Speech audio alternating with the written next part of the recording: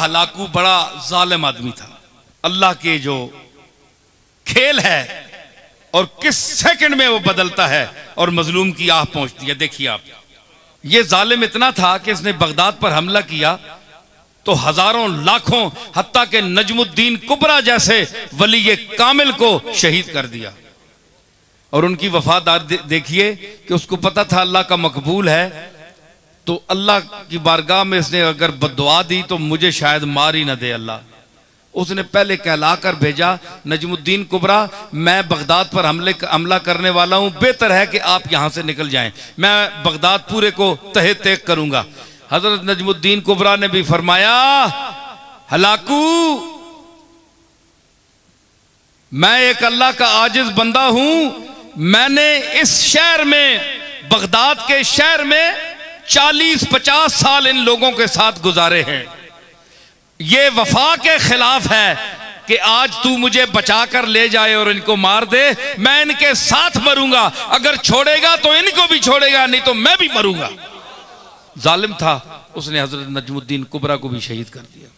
ये वो नजमुद्दीन कुबरा हैं जो इमाम राजी के मरने के वक्त उसके कब्र सराहने पहुंचे, जब शैतान ने इमाम राजी को वरगला दिया था और 360 दलीलें इमाम राजी ने अल्लाह के वजूद पर दी थी, है जी।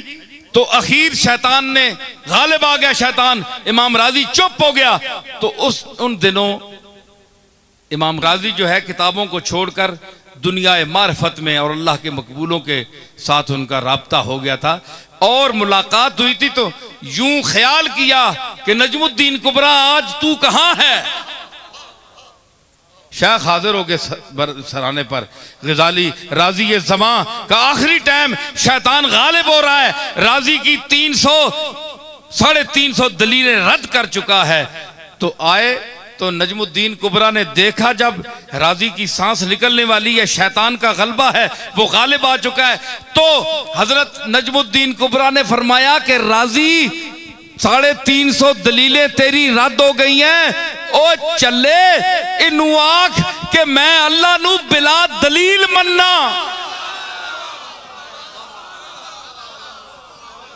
जब इबलीस ने उनकी बात सुनी तो भाग गया, अब इसका तो कोई जवाब ही नहीं था। ये वो नजमुद्दीन कुबरा है।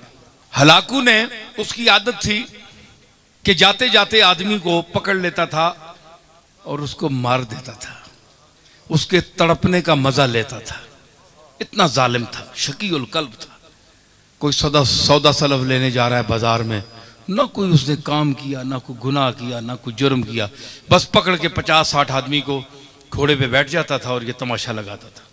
ये मरता किस तरह है, जान किस तरह निकलती है, वो खेलता था और मुस्कुराता था। यहां हाफिज जलील हसन मानकपुरी का एक शेर याद आया।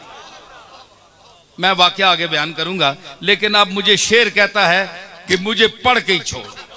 तेग रख रख के गले पर वो हटा लेते हैं, तेग रख रख के गले पर वो हटा ले, वो हटा लेते हैं, तायरे जाके फड़कने का मजा लेते हैं, तायरे जाके फड़कने का मजा ले, तेग रख रख के गले पर वो हटा लेते हैं, तायरे जाके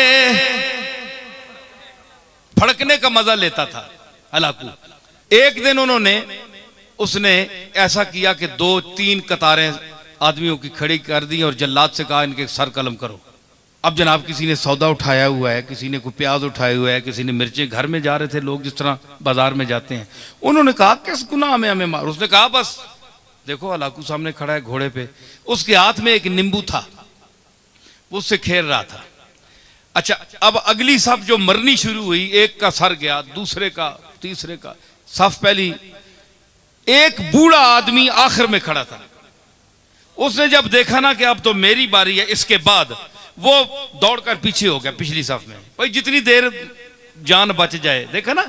सुकून ढूंढता है इंसान। उस पर तो छुरी चल गई ना तो सुकून ढूंढता है मुर्गा हाथ पांव मारने में, और इस पर चलने वाली है, ये पहले ही सुकून ढूंढ रहा है। तो उसने वो पिछली सफ में हो गया। जब पिछली सफ में गया ना तो वो सफ जब खत्म हुई ना, उस बाबे के पास पहुंचे तो वो तीसरी में चला गया, तीसरी में चला गया। और अब हलाकू के लिए बड़ी अजीब ये एक तमाशा बन गया कि इस बेवकूफ को देखो, इसको मेरे तलवार से कौन बचा सकता है। ये 50, 70, 100 आदमी मार दिया मैंने, पहली सफ भी गई, दूसरी भी गई, अब ये बेवकूफ कहां तक बचेगा। अब तो इसके पीछे कोई सफ भी नहीं है, तीसरी सफ है। जब जैसे तीसरी सफ को कत्ल करना शुरू किया, लुत्फ आ रहा है कि नहीं नई बात। हाँ, तीसरी, अब देखे मैं वो जुल्म की बात कर रहा हूं और वो किस तरह सुनता है। तो जब वो तीसरी सफ पे कत्ल शुरू हुआ ना, तो आखिरी जब बाबा रह गया ना, तो हलाकू ने कहा जल्लाद से कि 1 मिनट रुक जा, इसको ना मारना। वो अब उसने गेंद, वो नींबू पकड़ा हुआ है, खेल रहा है, उसके सामने आ गया। उसने कहा भाई बाबा बताओ कि पहली सफ में तू भाग कर दूसरी आया सफ में, दूसरी सफ में जब आखिरी वो नौबत आई उस तक तो तू तीसरी में आ गया, अब बता तुझे कौन बचाएगा, अब किधर जाएगा। बाबे ने आसमान की तरफ देखा, है जी, ये आ है खामोश आ, है जी। शायर कहता है कि मर्दुम बजुबां कुनंद फरियाद, फारसी शायर है 700-800 साल पहले का, कि लोग तो जबान से फरियाद करते हैं, जबान से कोई लफ्ज अदा कर फरियाद करते हैं। फरियाद से बेजबानी है मन, मेरी बेजबानी के पर मैं फरियाद करता हूं कि मैं बोल भी नहीं सकता, फरियाद कैसे करूं। तो उसने कहा अब बताओ, अब तुम्हें कौन बचाएगा। वो खामोश फरियाद जब आसमान की तरफ देखा तो उसने कहा मैंने तो पहली सफ को इसलिए छोड़ा कि शायद मैं दूसरी में बच जाऊं, दूसरी को इसलिए छोड़ा ताकि तीसरी में बच जाऊं। और उसने कहा कैसे बच सकते हो। उसने कहा कि वो चाहे तो एक लम्हे में इनकलाब आ सकता है। यूं उसे किया ना तो उसने कहा कैसे, अलाकू ने कहा कैसे, यूं किया वो नींबू छूट गया हाथ से। अब वो जरा चालाक भी था, बड़ा सिपा सालार भी था और घोड़सवार भी था। उसने जरा अपनी चाबुकदस्ती और चालाकी और फुर्ती दिखाना चाहिए। उसने झुककर गिरने वाले नींबू को जो पकड़ना चाहा तो रकाब पिछली से उसका पांव निकल गया। ये मंजर देखकर घोड़ा भाग गया, भाग निकला, भागा, वो दोबारा रकाब में पांव न डाल सका, यहां तक के हलाकू वहां गिर गया और उसका सर पटक पटक पटक के वहीं मर गया। बाबा वहां खड़ा हुआ देख रहा है कुदरत को, अल्लाह की कुदरत को देख रहा है, और जो उसका अमला था वो हैबत ज़दा हो गया उस बाबे को देखकर कि इसने क्या तमाशा बना दिया एक लम्हे में। तो उसने कहा कि इजाबत अज दरे हक बहरे इस्तिकबाल मी आयद, मजलूम की आह से डर, क्योंकि जब वो आह करता है तो इजाबत कबूलियत दूर से उसका इस्तिकबाल करने आती है। तो इसमें मजमून में जो मैंने अर्ज की कि इसमें अल्लाह ताला ने क्यों इनको हजरत मूसा ने बद्दुआ दी कि इनके पास दौलत है, ये हम फकीरों की तरफ आएंगे या इन अमीरों की तरफ जाएंगे लोग। अल्लाह ने फरमाया काला कद उजीबत दावतकुमा, तुम दोनों की दुआ कबूल कर ली गई, फस्तकीमा, दोनों भाई डट जाओ, वला तत्तबिआन सबील लल्लज़ीन ला यालमून, और उन बेइल्मों और जाहिलों की किसी बात को न मानना, इनके पीछे न चलना। इन्न फिरऔन अला फिल अर्दे वजअल अहलहा शियअन यस्तज़इफु ताइफतुम मिनहुम युज़ब्बिहु अबनाहुम व यस्तहयी निसाहुम इन्नहु कान मिनल मुफसिदीन। फिरौन ने गर्दन उठाई, पैसे और दौलत और घमंड में आकर उसने गर्दन उठाई कि मैं बड़ा हूं, कौन है मूसा और कौन है हारून। बच्चों को ज़बह किया, लड़कियों को छोड़ देता था, फरमाया वो फसादी था, फसाद, उसने गर्दन उठाई, जमीन मेरी, मालिक मैं, ये कौन है? ये तो जमीन पर चलने वाला है, इसको मैंने ताकत दी है, ये जो सब कुछ दिया है इसको मैंने दिया है, मैंने पैगाम भेजा उसको झुठला दिया, इतना तकब्बुर, इतनी बढ़ाई। फरमाया वनुरीदु अन नमुन्ना अलल लज़ीना इस्तुज़इफू फिल अर्द वनजअलहुम अइम्मतम वनजअलहुमुल वारिसीन।